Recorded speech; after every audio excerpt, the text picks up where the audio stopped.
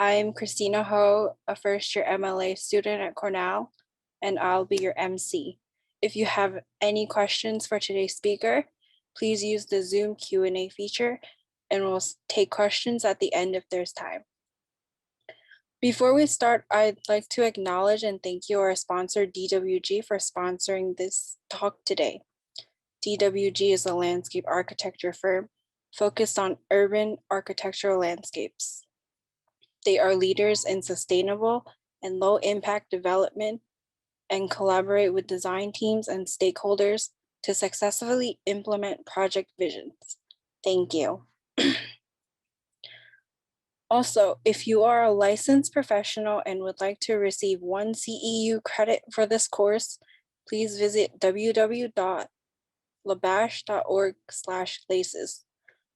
Now, I'm honored to introduce our speaker. Dr. Douglas A. Williams is a past Fulbright Scholar in Africa and National Park Service, DSC landscape architect. He studied abroad in the Caribbean and Europe while completing his BS in horticulture at the University of Illinois. In addition, he studied abroad in Japan before finishing his M.L.A. at Cornell University. He earned a Ph.D. in landscape architecture from University of Illinois, where he was also a postdoctoral research associate in the College of Applied Health Sciences. Recently, Williams joined the distinguished list of Harvard University, Dumbarton Oak, and research awardees, and lectured at the School of the Art Institute of Chicago. Today, he's presenting his talk, Sacred Grounds. Welcome, Dr. Williams.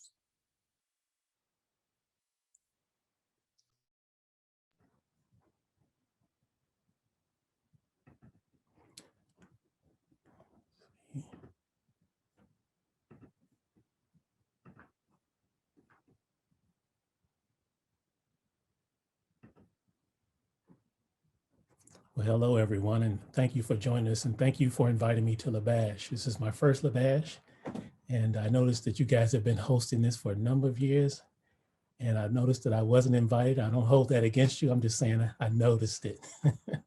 So with that, the talk is, I know the conference is titled Compacted Ground. That means that we've traversed this earth before. It made me think about sacred ground. A book I was reading by our centennian, Tim Black here in the city of Chicago, who has known people for over 100 years. He's 102 right now and still sharp in memory and mind. But just thinking about sacred ground and music, which is so integral to a lot of things in life. And one of my favorite jazz singers is Cassandra Wilson, who I have met, and I've relished in her work for a number of decades now. And you all should know and look her up if you haven't already. But in one of her songs on the album called Belly of the Sun, where she, one of the lyrics says, I search for footprints in the mud to grow me, to show me that I have walked this earth before. And I think that lyric really resonates with me in this particular presentation. Considering the fact that I had come out of horticulture and knowing I was going to go into landscape architecture, even as a junior high student working with community gardeners, as well as those who had associate's degrees in horticulture. But I had not met any African-American landscape architect. This is before the internet, everybody. And even when it first started, there wasn't anything. If you push Black landscape, you would have gotten 0. You probably would have gotten some moonscapes or something like that. But in the process, I went on to Cornell University, as mentioned earlier, and I came across a number of different things, but one of them was the first Black landscape architect. At least that's how we have recognized him. As Kofi has pointed out, he is the first professionally trained African-American landscape architect. This was before the discipline was really being taught formally or with that title. In fact, at Cornell, I think it may have been called landscape art or something of that nature under Libby Hyde Bailey. So over the last couple of decades, I have been working on my research on Williston, and this is a resurgence of it in the public eye. for public consumption. So you see the Dirt publication brought up by our most recent president from last year, and then from now, and what has come up because of the Black History Month program within the Landscape Architecture Society. And at that time in 2016, I was a Dumbarton Oaks Research Fellow, or Summer Research Awardee rather, and I was studying Williston's work in context of his contemporaries, considering the fact that the collection at Dumbarton Oaks more than likely would not have much African-American history. And so this is at Howard University, where Williston was actually an 1895 graduate in the class, graduating with a normal degree. What that meant is that at that time, not too far after the Emancipation Proclamation, most African Americans weren't looking to just go into these major fields of study because they had to get the rudimentary education that they weren't offered because of Jim Crow and Jane Crow laws of segregation and, that were separate and very much so unequal. So Williston is someone who has been around for quite some time. He goes back to 1860s to the 1960s, so he never saw integration. But if you look at this image, you see at the top, my right, is a family image. And so Williston is the one off to the left standing. And this is in Fayetteville, North Carolina, where he was from. Much like where Walter Hood is also from North Carolina as well. And if you look down at the image below, you see an image from Cornell University. Liberty Hyde Bailey is in the front on the far right with his hat on, and it's distinct, looks like he has a clock with the chain linked to it, his hand in his pocket. But if you look all the way to the other end and count 4 individuals in, you'll see David Augustus Williston with his hat in the background. Now, he couldn't necessarily pass as white, although in some cases he probably could have. But if you look at his body of work, you realize that he was, and for the most part, in African-American designated landscapes due to the racial hostility as well as legal aspects of the law around race.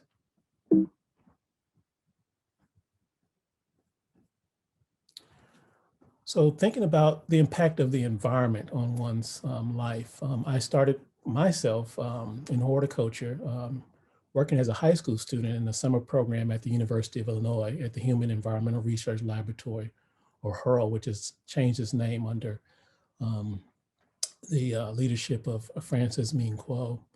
And at that time, William Sullivan, who became my Ph.D. chair of my program. So this goes back to the 1900s. And I looked at residential design. So these are some of my projects for clients, and then also studio projects, and then other art projects that I just endeavored and studied in terms of watercolor, marker, and sort of dabbling more so in what I would consider some of the fine arts before more computer-generated design projects. And from that undergraduate time period, even my master's, and also looking at scholarship, looking at a lot of reading and writing and theories and canons, the process for research, things I did as an elementary school student with science fair projects was upped to a PhD program where I also assisted managing a lab, ethnographic research laboratory, looking at a number of issues around overall quality of life, and landscape architecture was a major part of that. And then thinking about the connections to Africa, not just African Americans, and then looking at the enslavement of African people, but looking at the culture. You know, this is a place where over 300 languages are spoken, nowhere else in the world, full languages, not just dialects. And looking at a range of people who look like everybody around the world, even prior to colonialism, with their physical features. So they range. This is a place that's over 3 times the size of the United States. And so I've been on a couple of the coasts, both west and east, in Ghana and Tanzania, looking for sacred grounds and reflections of the African presence on the global landscape. So it takes me to Williston, and I've always been going back to him, and I'm trying to pull a lot together. But I want to see what it was like for him as a landscape architect during a certain period of time in the Americas. This is prior to integration. So what was it like in that segregated landscape? What can his life tell me as someone who had never seen information about African Americans, oftentimes in a lot of the textbooks? And I'll talk about that in a moment. So I look at a lot of things. Art is always there. It's so visual and it's so present. Even behind me is a wonderful art rendering of my father's last public lecture at the Smart Museum here in the city of Chicago. And myself is seated with him, as well as another journalist and contemporary of his father was an artist and friend of my dad's. So if you look at this image here in front of us, you see at the top an Aaron Douglas rendering, which is at Fisk University, another historically Black college in university in the US. And at the bottom, you see these wonderful renderings that are of hieroglyphics in Egypt, or Kemet, if you go back. In historical times, you see these artists in the 1940s and 50s who are drawing on this ancient history prior to civilizations around the world. And then in the very center, you see one of the luminaries, the late great Nobel laureate Toni Morrison, who has a very great grasp on a number of things, and definitely about space and context. Because as she said, for one of her novels, if not all of them, she has to know about the place before I can even have the character come alive. Thinking about place, if we think about even the Egyptian hieroglyphics and the formality of landscape, I know we talk about France and other places, but this geometry goes back to ancient time periods. You think about the Masonic order, but even in Egypt and going into the libraries of Alexandria. One of those individuals and luminaries who may, in some cases, be considered a landscape architect, I think of him as a Renaissance man. This guy was phenomenal, Benjamin Banneker. And his work, he built the first working wooden clock in the United States. I mean, who can do that, right? With even a regular electronic device. He even wrote the first farmer's almanacs, which predict the stars in astronomy and all these other things in astrology of how the temperature and climate will be impacted by all of these factors, and can predict what the harvest and things will happen throughout the year, rainfall, et cetera, precipitation.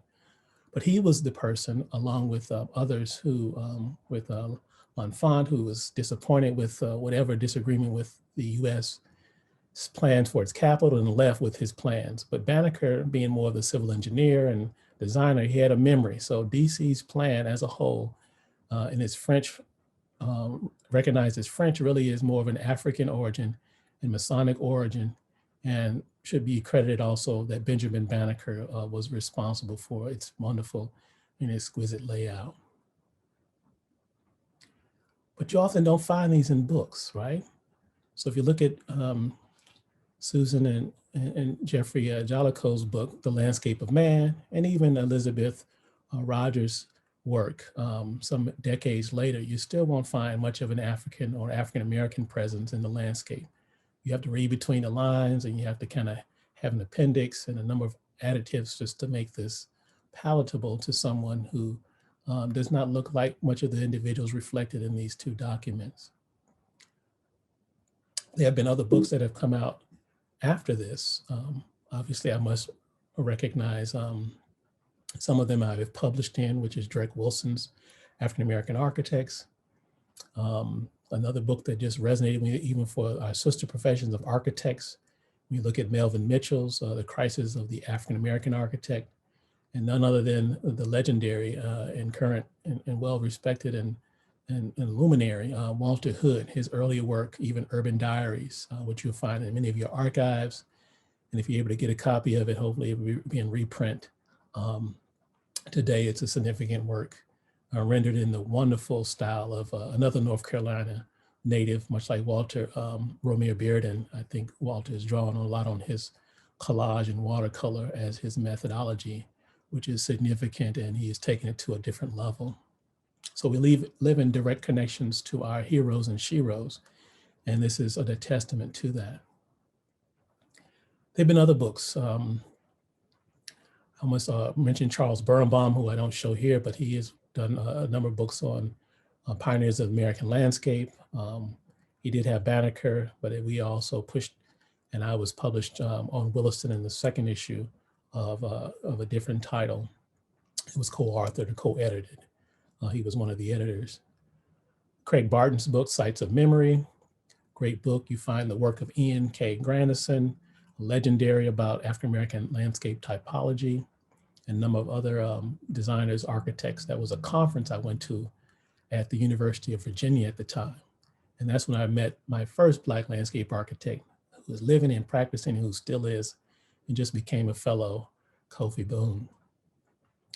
To the right, far right, you see We Shall Independent Be. This is a significant book. You'll find one of those chapters by some of my good friends who were at Cornell at the time. Now they're finished their PhDs in teaching, but they published this book. And one of the chapters is on Seneca Village, and it talks about gives the historical record and account of both the African-American, more so, but also the Irish community that lived in what became Central Park. In the very center, oh my goodness, J.B. Jackson, if you look at his work, it's significant. He actually was someone who I came to find out through my own research, through oral history, that he was passing as white. He was an African-American, as he attested to another person who I will not disclose at this point in time, but he traversed across the country on motorcycle, both at Harvard and at Berkeley, and resided in the Southwest in the latter part of his days. But he says in one of his books, The Necessity of Ruins, the least we know of all of our indigenous American gardens, and in some ways, the richest in variety, is the garden or landscape of Blacks. And that was written in the 1980s. It may be still true today. So looking at this history, my goodness, I was working for the National Park Service after finishing my master's at Cornell, or even before. I came in as a co-op, so I had to still be a student. And by doing that, I was able to work with the National Park Service. And I got in the job because I was at a conference in DC. And I guess I seemed to know so much about the DC landscape. They said, hey, we should hire this guy. He knows a whole lot. Let's figure out what he knows. And so I was excited to go and join as one of the youngest landscape architects at the Denver Service Center, headquarters for design and planning for all National Park Service sites. I worked with a number of teams, wonderful folks on general management plans. But I was also brought in on a project that wasn't in-house. In fact, I was at a training session for service members. And one of the participants was the assistant superintendent of the George Washington Carver Monument in Diamond, Missouri, the birthplace of, as we know of, for George Washington Carver, who became the famous scientist. Most of you guys know him as the peanut person. No, he did not invent goobers. He actually invented a number of over 300 uses of peanuts besides just human consumption and all of his other byproducts. He was a synthetic scientist beyond his time, working on all the tires that we drive on, working with Henry Ford, rubber refinement, all the way to synthetic fibers that we use for chipboard and all kinds of things, from soybeans, you name it. This guy was just a powerhouse and dedicated to service. So I was brought in to do a memorial design concept at that site. And so just to share a little bit of that. But the reason I was brought in because of the history on Williston. Williston was a good friend of George Washington Carver. They knew each other, they were colleagues, they both were responsible for the earlier creation and landscape of Tuskegee University in Tuskegee, Alabama. Everybody knows George Booker T. Washington and a number of other folks that were instrumental in this institution. So Dr. Carver at his childhood site, this is some of the elements I pulled in. I read the two significant biographies on his life at the time, and even the other ones that were marginal, but even children's books, because this is where he was born. And by the time he was off to go to junior high, there were no high schools that would take him in the area because African Americans weren't allowed to go to school, so he had to leave his home to go off to school. But this site is in Diamond, Missouri. So the only image we have of Dr. Carver, a young image, is the one with this wonderful hat. He's dressed with his bow tie. He's all sharp and quite pristine, as he always was, even in his later days, especially for photographs. I decided for one of these sculptural pieces that they really wanted to have, which I didn't necessarily care for, but with the National Park Service, we would create at least options that are true options, not just something we do just as a leftover, but should really something we should be able to take heart and heed to. And I thought, well, why not take the trough of the horse that was sold to bring George Washington Carver back from being enslaved further into the South with his mom and 3 sisters who we never heard of ever again. But he was brought back to the property, have that as a water barrier, a water feature, but have a still pool that would have an image at the bottom of it. So if you're looking at this sculpture that they already commissioned where he's looking down at a soybean, and he could also be looking at the reflection of the water and seeing himself, but at the bottom of that water pool, see the younger image embossed on that area. So likewise, in front will be a wedge stone for the observer to read a quote from Carver, and then at the same time be able to see the reflection of Carver's face, but then also to see that what reflection on what that childhood must have been like for Dr. Carver. Once again, I said he was always dressed to the nines. He had this wonderful, always a flower or something in his lapel, but most sculptures, for whatever reason, they somehow forget to incorporate that. Maybe they don't know how to sculpt plants or they just decide to leave it out. But I thought, well, why not leave it out, but actually leave a void there for people to actually place water into that and then actually a flower of some kind in his lapel when they come to pay tribute at this birth site in Diamond, Missouri. One of the most powerful quotes I thought was that Carver had when he was interviewed. He said, "There are some things an orphan child does not want to remember because he never knew his father. His mother was stolen away, and he was raised by the former enslavers of him, Moses Carver, at the same site after emancipation. His brother Jim was the mixed race individual who did most of the labor. Carver was more sickly and was studious and out in the woods, as he would tell it, and took on more of the role of his 3 sisters and his mother in terms of duties of the house." So who is Williston? David Williston among his peers. We mentioned a few of those. We talked about John Brinkerhoff Jackson, and we can talk about Helen Shipman. We can talk about Olmsted, even Thomas Jefferson. But thinking about Williston, he is someone who practiced mostly in the South. This is where most of the historically black colleges and universities. He's a graduate of both Howard University, and then he went on to graduate 100 years before I arrived at Cornell, from Cornell. We have the same initials, DAW, and he was mentored by Liberty Hyde Bailey. He wanted to go on to do some continuing studies into a master's or whatever other level, but he was denied access to a higher education beyond that, at least formal training. He was never admitted at that time even into the American Society of Landscape Architects due to the practices of racism at the time. But you see the demographic map of the majority of African Americans that were in the South, and in some cases like South Carolina, they were the majority in the state regardless of any other racial group, even around Reconstruction.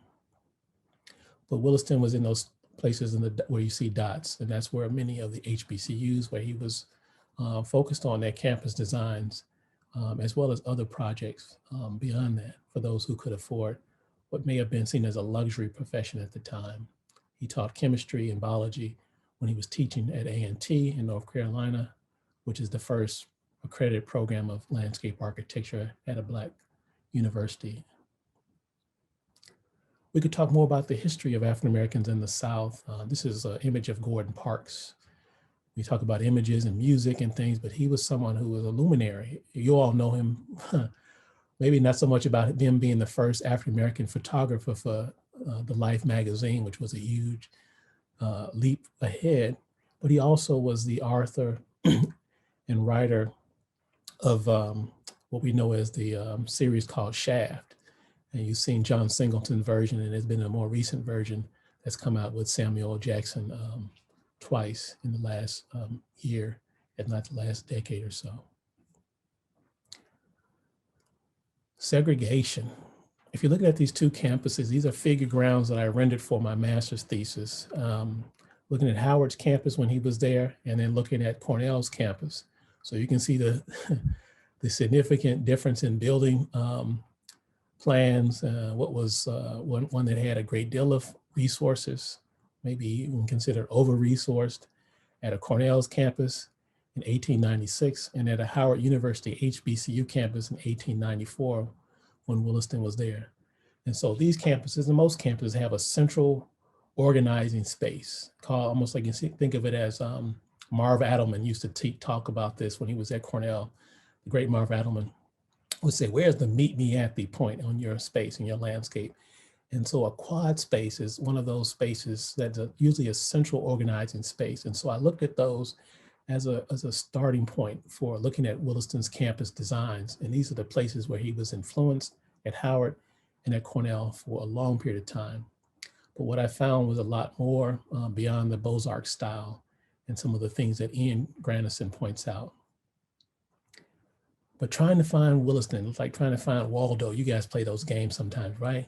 So I was looking through all these things, trying to find Williston, because I had never met it beyond historically being taught about Black landscape. So I was really smitten with the idea that I'm looking through all of this information, trying to find him at these campuses. So if you look just beyond or beneath the 1909, right after Nashville, Tennessee, this is at Fisk University, you see an image of and the rendering of David Augustus Williston, who was teaching there. Now, he wasn't teaching landscape architecture because that wasn't a program at the time. So he was probably teaching biology or science or something along those lines, or something related to it. And I believe this is where he met his wife and Susan at the time, and they had one son. And unfortunately, since Williston lived to be 94 years of age, oftentimes when you live that old, you outlive both his wife and his son. If you look here, you see Tuskegee's campus. Oh, this is the place that you have to go visit. It is also a National Park Service site. And that was a designation, not only is it a national park, but it's a National Park Service site. And that was done by the late, great Edward L. Price, who was the first Black licensed landscape architect who knew George Washington Carver and David Augustus Williston, had worked with them.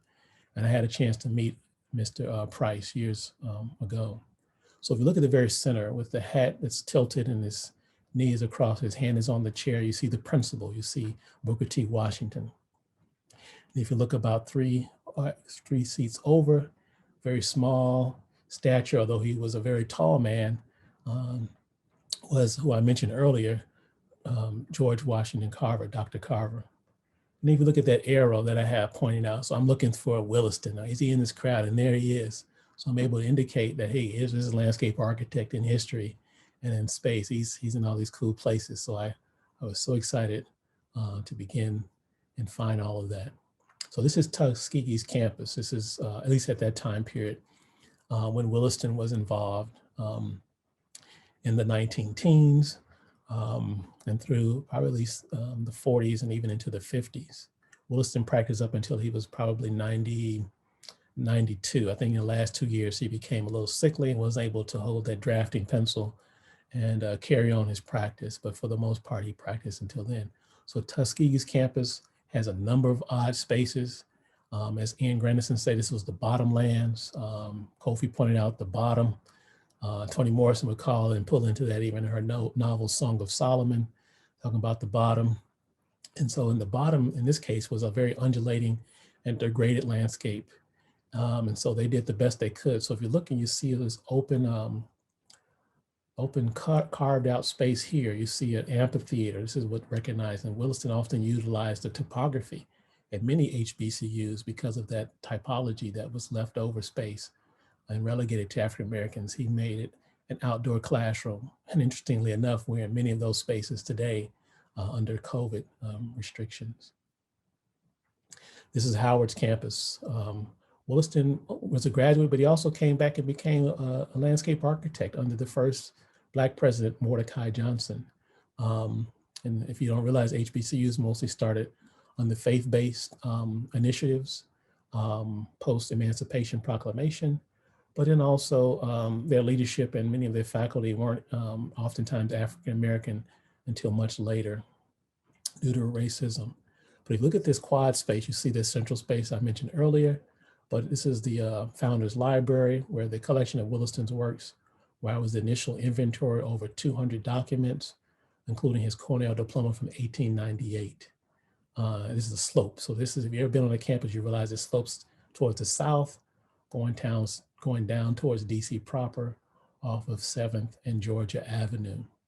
And this building here is actually the architecture school now, was once the law school. So most of you guys know Thurgood Marshall.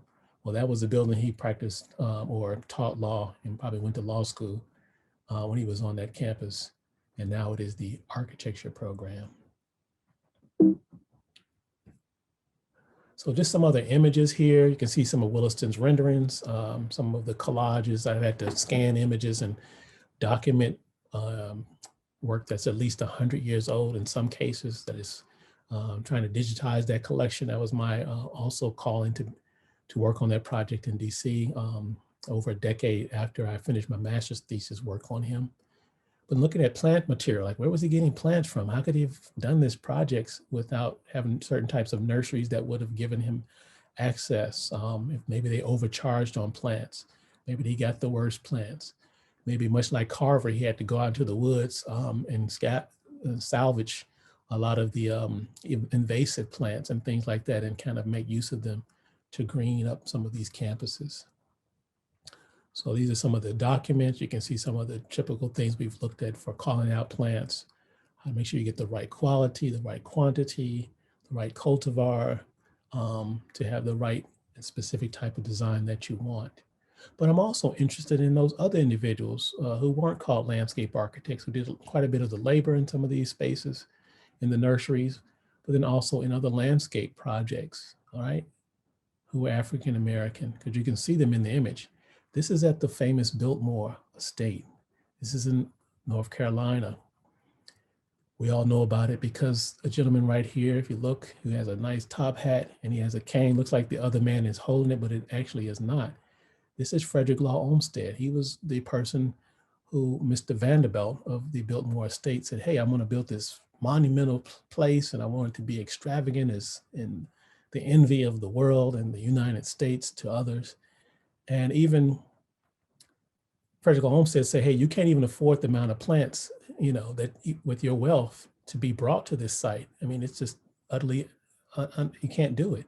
So this was an opportunity for Olmsted to decide to build a nursery. So he said this was almost the largest nursery in the first one, in some cases, in the US, where it lasted for a couple of years because I think they had some very harsh conditions, weather, climatic things, floods and things that ruined after about less than 3 years of it being in service. But it picked up a little bit later on. There were plants that were shared with others, and in particular, even with HBCU. So here's something that was acknowledging a gift to Tuskegee's campus from the Biltmore.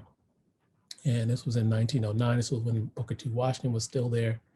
And as a response from George Washington Carver, who says, no, I teach research in agriculture at Tuskegee. And he said he wasn't necessarily in need of these things, but he could tell others of some of the plant material that you have available and they can make use of it, but he had no need for the particular catalog himself. Although Williston may have and others, along with say the US Department of Agriculture, whom they work with closely to get plant material. So you think about the context of Williston with his colleagues, or even those who came before him, because by the time Williston was practicing fully, Olmsted was committed to a place for his dementia and his mental decline at the time. So these are some other examples of where just trying to find, looking through old historic moldy documents to try to find that historical reference and record. Now here you can see even the amount it would cost and the energy that would be expended just to transport certain types of large trees. You look at all of these horses, you know, talk about horsepower. You're looking at about 20 horses that will pull a tree to a certain site if they want to have instant impact. You know, you have big machinery now that can do that, and that still costs. You've got to close down streets and things like that to make those things possible. And the amount of time it takes to grow plants. It just made me think about what amount of labor that would have went into the landscape, especially when you're in a marginalized position like Williston was. You can tell this is a mock-up of a stamp I did of Williston. It shows a number of both photographs and renderings I collaged together. And you can see the amphitheater designs that he was rendering. I think this is the Alcorn State University in Mississippi that he was designing for. You see Howard's campus, which is with the urn and those pillars in the background. It's on the south slope, which we're standing actually on the south slope. If you're looking at that image in that pathway, you can see the slope topography for planting that he had to hold the soil in place, and a number of other things. Just to the other side of his ear, you can see a light pole that has some wisteria that would twine at one of those light structures. So you can think that he was thinking of all these great things as much as any other place that you think about Versailles, or you think about Middleton or what have you, you think about any other kind of site. These were the big monumental emancipation institutions for people who were formerly enslaved. So that research, it continues to go on and impacts my work, because I think about the broader sense of community and improving the landscape and health and safety. It goes into social capital, my research on my dissertation on community gardens, but also vacant lots. And so I work with a number of organizations beyond that to claim a lot of the vacancy that's in many of our urban areas. And those have existed in most urban areas for decades. If you look at this image here, you see this is not from George Floyd or even from California with other individuals who have met their demise on the hands of law enforcement or vigilantes and cruel assassination. But you look at both presidential candidates all the way back to a president, and then a lot of leadership in between.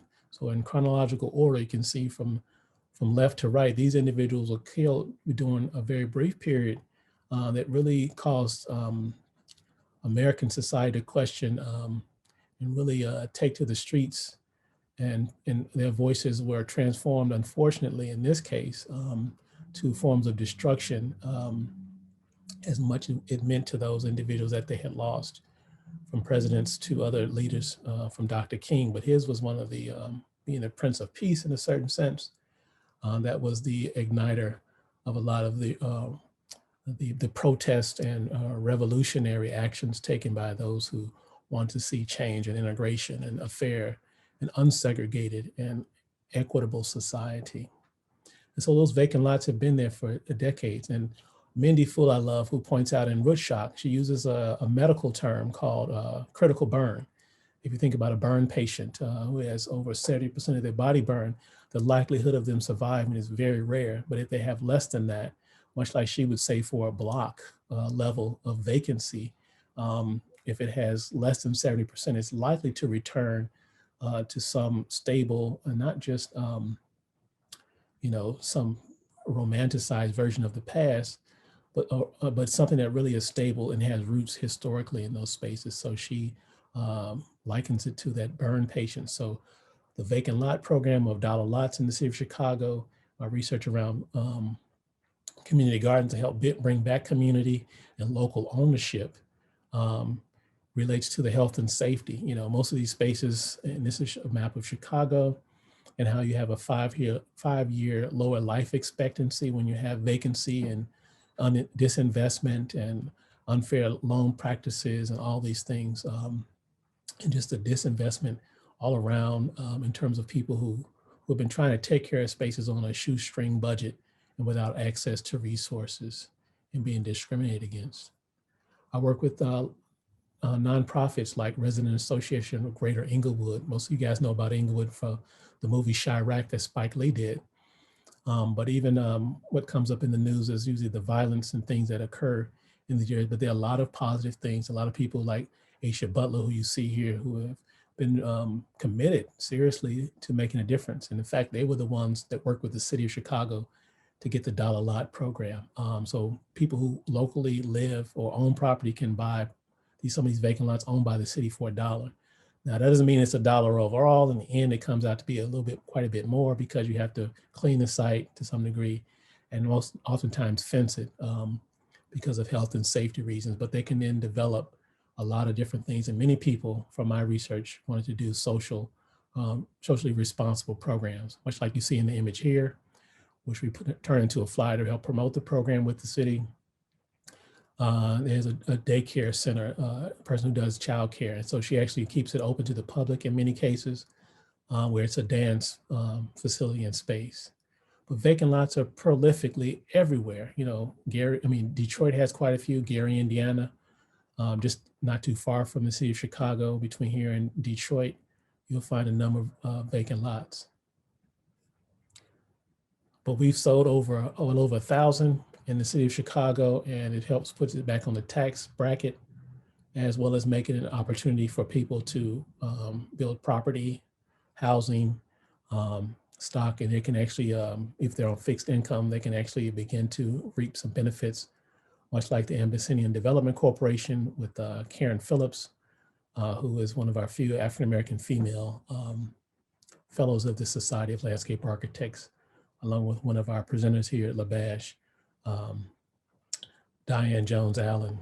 These individuals here, these women, I mean, they should be considered almost landscape architects too. Aisha Butler, who I mentioned with Rage in the Middle, Naomi Davis with Blacks in Green, Mrs. Angela Taylor with the Garfield Park Community Council. They're doing a lot of things in the landscape that is very much so needed to revitalize disinvested communities. Linking with nonprofit organizations, I think landscape architects need to do more of that. And I'll probably address some of those things in the future at the national conference, because you see this pen I'm wearing. This is the AmeriCorps pen, which I served 3 years, which is unheard of. Well, actually you can do up to 5 years. You don't make much money, but you're really rooted within the community to help alleviate poverty and a lot of quality of life issues from education. So you're right there at the forefront of assisting people who are citizen experts. They know they may not have the degrees and the illustrious backgrounds that we may hold, but they are in need of our services, and we should be humbled by the use of our services and their care to improve the quality of life. Research is so important. I mean, there's so much you can do when you read through magazines and make use of your library cards and read scholarship, and then become a part of research projects that are serious scholarship linking with faculty, which can help propel us to make the argument to council members and city officials and even to other elected officials at the highest levels to make the changes that we want to improve the quality of life for all. Things that are still going on in this neighborhood with Inglewood, they're doing by the block. They're trying to own the block. You see this vacant lot behind her now, and the image is a little small, but it no longer is that vacant lot. It's got some attitude. It's got some collage. It's got some renderings. It's got some fencing. It's got some planter beds. It's got some activity that pushes out the negative elements on the block. Murals, working with local artists is so significant and important. Partnering with other things. I'm involved with Invest Southwest, which is really an initiative by the mayor of Lori Lightfoot, along with the Department of Planning and Redevelopment with Maurice Cox, which many of you all know from the South as a mayor himself, but then also working as a major builder of revitalizing the landscape through planning in Detroit just before we brought him to Chicago. And so I partnered with other individuals, team members from across the globe, but definitely with local connections, like Dale Garrison, who was the first African-American, I believe, president of the American Society of Landscape Architecture Illinois chapter, who I work with now on projects. Partnering with them to help review projects in different firms, also to bring in different perspectives. So contacting folks like myself to engage and enrich those discussions in projects. So it's very important to diversity. So it takes work, and so we've been taking time out to do that through a lot of, you see the vacancy here, this is the city of Chicago, one of our bids for a project with Northwestern Medical, who were the first ones to do a successful double lung transplant of a COVID patient. And so that person is still with us. So just to see the significance of having medical facilities. So the overall quality of life, landscape architects shouldn't be limited in what they do, whether or not we're in the field with an approaching storm, we know what we need to do. So these are some individuals I've been working with the Cooperative Extension Services, and then with organizations like Faith in Place, who deal with houses of worship, regardless of your background, even atheists and our agnostic brothers, those who believe in science, we bring them in on board. We find agreements to get work done. And in community gardens, everybody can grow something. You don't need a D, you don't need a Ph.D. or no D or a D on your report card. You still can do it. This is in Illinois. This is where the Bears were founded, in Decatur, Chicago Bears. This is one of their, well, they don't own this, but some of the earlier teams and interactions there at the Old King's Orchard. This is where I worked on the Peace Garden, helping to lay out and clean bricks and put in planter beds and put in this chalk wall and just a lot of cool things so people can see another way that they actually can take small steps to move things forward.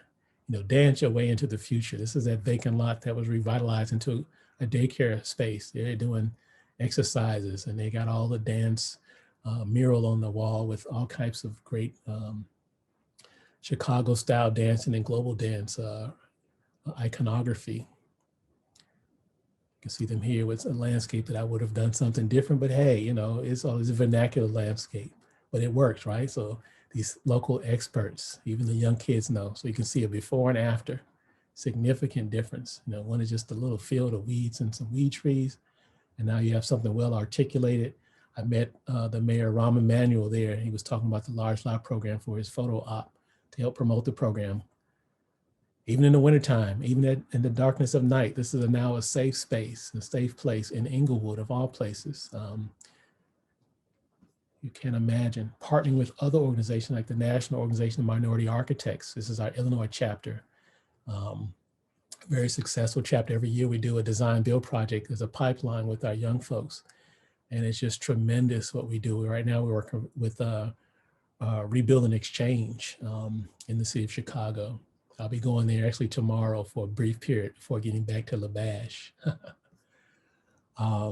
This is on the east or the west side of Chicago, and of our Latinx communities. We redid their youth space, and it was such a blast. I got this wonderful hoodie with this beautiful skull and Chicago design on the back, and people think I'm from the Latinx community now, which is nice, and it's so cool to be have those partnerships and to see those young people really get invigorated by it. So you can see the space where we did with the digital stuff, the woodworking, the furniture. We get donations, extraordinary stuff. And they get to paint and really get involved.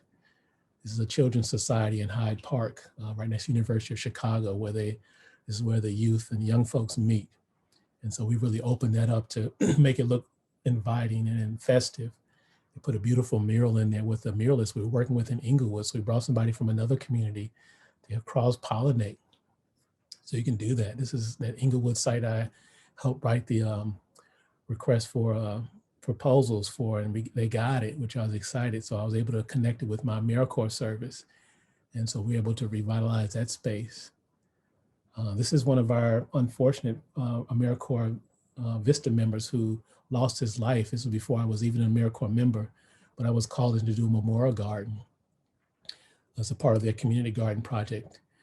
He was unfortunately shot 5 times while I was on the phone talking to his girlfriend. And she thought it was somebody just asking him, that's all you have, not realizing that he was being robbed at the time. His life would be taken. His father's family are very well connected in the art community, which I have been picked up as a legacy and also my own work. And so I was thinking, how do we embody something that's both opening up and healing, but not only a memorial, but healing. I thought about those wood panels of cedar that I recommended, much like the Noah's Ark was built from that. And it has its own natural oils to prevent some of the rot and degradation and not have to deal with creosote or some of the other toxic elements in woodworking.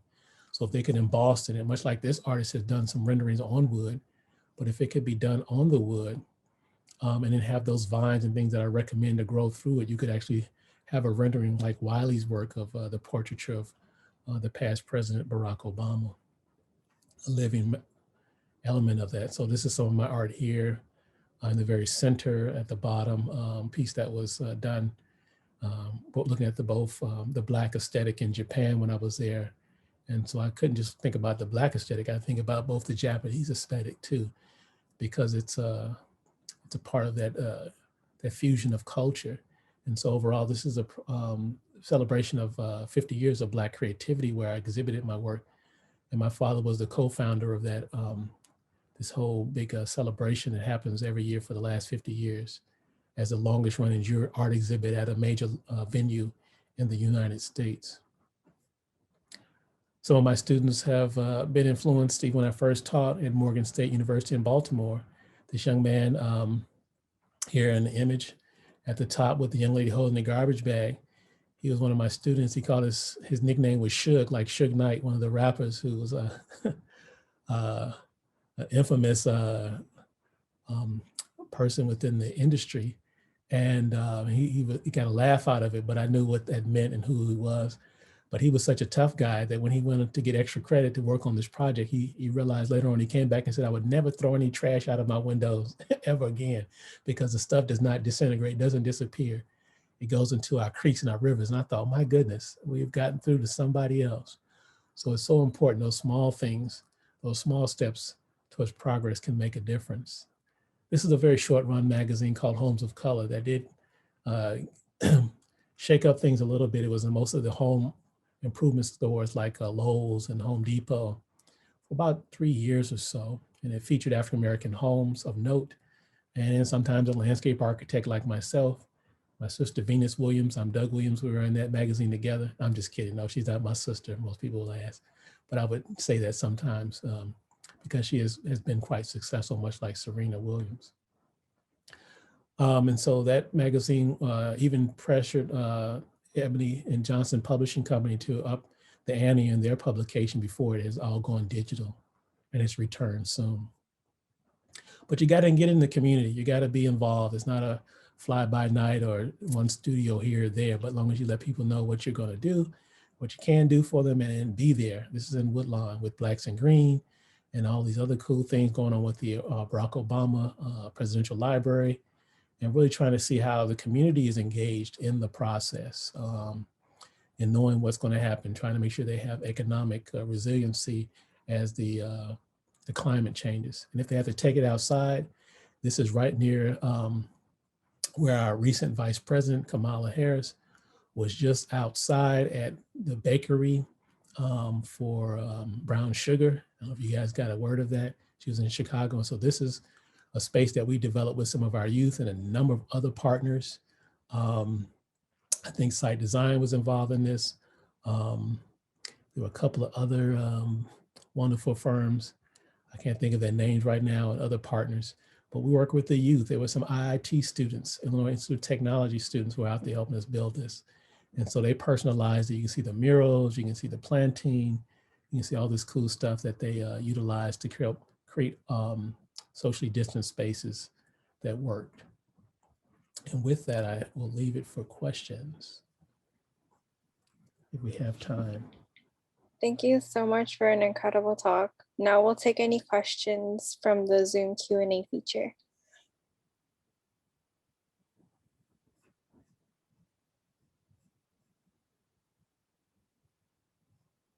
And let me know if I should keep sharing my screen. If not, so I'm listening for you to read off anything. Anybody have questions?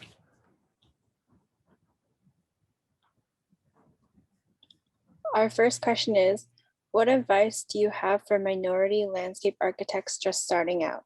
I find it tough to figure out how hard to push against the status quo versus trying to get invited to the table. Oh, wow. How to get started? Well, sometimes it's good to be in the room. If you're in the room or if you're listening, I mean, you got your assignments. For me, I know it was difficult. The first landscape course I did take was when I was an undergrad. I was in horticulture, and it was a history course. And I didn't see myself, so I gravitated towards things that were that wasn't so saturated, and that was a lot of non-Western culture. And so I gravitated towards Japanese design, looking at Ryoanji, which I finally had a chance to visit and go there, and found out it was such a big complex of other buildings in the Zen Buddhist tradition beyond just that space. And so reading, making sure you're bringing in other courses that you're taking, courses outside of landscape architecture, your history courses, you start looking at the connections. And as you begin to do that, I think you'll begin to have the wherewithal Look for mentorship beyond that too, in those other courses that you're taking that you like. I took a ceramics course when I was a graduate student, and it was a non-credit course. I took an undergraduate course when I was a master's student in African-American art, and that instructor became a major influence on my work and a mentor. So as you build that cohort of individuals, obviously you want to ask your department to do more and connect with, we'll have a talk after this one with the Black Landscape Network. We just had a talk before this one that was done by the Minority Landscape Architecture Group. So all these things are important. So don't put yourself into a small silo. Really think broad and big. You'll find it in Toni Morrison novels. You'll find it in other things that you read. You'll find it in the people in your own community, because where you come from, there are people who have fashioned those landscapes. They didn't just exist. They may not be in all of the history books. I gave you a list of other resources to pull from. So as you have that precedence, it will give you, as Maya Angelou would say, the starch in your backbone to stand up and speak out, and to propose things that will be recognized, because there is a history, there is a presence, and it is acknowledged, and it should be acknowledged by those in your department. Or I would say, tell them to call me and I'll give them a talk too. But I think, and I'm not kidding, I actually joke, but I'm serious about that too. If you need someone like that, I'm just an email away. I've mentored people I have never met before, and they're off doing great things. I had a student of mine who just signed $1 million contract in the DC area to do landscape projects, and he didn't even graduate. So you can make it, and he's of African-American descent too. Okay. Our next question is, how many areas are there that provide the $1 lot sales? Say that, what was the first part of that? How many what areas? How many areas are there that provide the $1 lot sales? Yeah, Chicago is the one. I think there may be some other programs that may be out there, but this is the one that I know of. I studied many of the vacant lot type programs throughout the Midwest in particular, or vacant lot challenged communities. But this is one that has thousands, if you will. You can see all the thousands of lots that are empty, particularly in Chicago. But they have to go through a process. And so they've been under-resourced. We've got to get our budget together as a city to help make that program move forward in a better way. Right now, most people are economically challenged in some form or fashion. Although it may be $1 lot, you end up spending several thousands of dollars to fence it in, clean it, and then envision what you want to do with it in the next couple of years. So, and that number changes because these are lots that are owned by the city. Some things are in private ownership that are vacant spaces, and they don't have access immediately to those spaces. So you can look online, look up the large lot or dollar lot program, and then see if it may be something that can work in your community in a different way. And it's not a one size fits all. You have to figure out what works best in the particular municipality. Okay, I think we have time for one more question. Is there a special contributing role that can happen through HBCUs in current urban landscape issues? Oh, definitely. Just HBCUs alone are, as I say, emancipation institutions. There are probably over 100 that still exist that are original ones. There are a few in the north or north of the Mason-Dixon line. The programs I know that are landscape programs that are accredited, that are in existence today. There was one at Florida A&M University that was monumental. I wish it was still around. I had one of my alumni or mentees graduate and design a project in Inglewood. In fact, I worked right across the street from the space where they have the Starbucks and the Whole Foods, and that was worked right along with the community. The same folks who did the large lot program fashioned that facility, and many of the local residents who are employed and who work there and who eat there because of the former food desert, if you will. Building those relationships, I think, are important. North Carolina A&T in Greensboro, North Carolina, Morgan State in Baltimore, even at our primarily white institutions, whether they're Ivy League or state institutions or private institutions, are sister professions, connecting with them is so critically important. Allowing them to have internships, attracting them, giving them wraparound services to help support them, because they are taking a big risk, and it is hard, as a person mentioned earlier, to step off into a career profession that where you don't see yourself, but every so often, maybe on a Zoom or maybe in a magazine at this stage.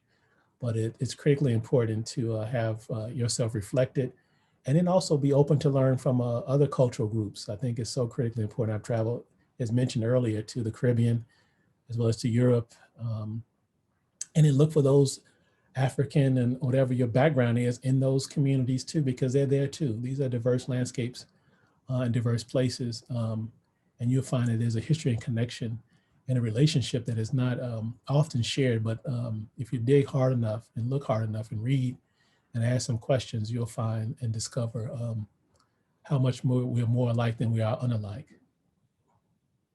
Okay. Thank you so much for this incredible talk, Dr. Williams. We'll end here to accommodate the next Zoom sessions. Thank you again, Dr. Williams, and thank you everyone for attending. Enjoy the rest of the conference. Bye. All right, thank you.